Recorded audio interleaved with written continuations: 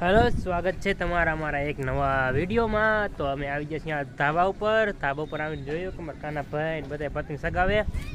તો અમે સગાવી પતંગ હવે થોડી ઘણી જો આ બધા ઊભા હે પતંગ તો એક જ સગાવે દોરો બોરો થઈ રહ્યું બધું ધબડકો। તો બસ સગાવશું પતંગ, તમે જોતા રહેજો। જો લગાડે કપાટ નીતું ભાઈ, જો ભૈયા દાંડો મોટર જબર સ્વાડ દીધો હે।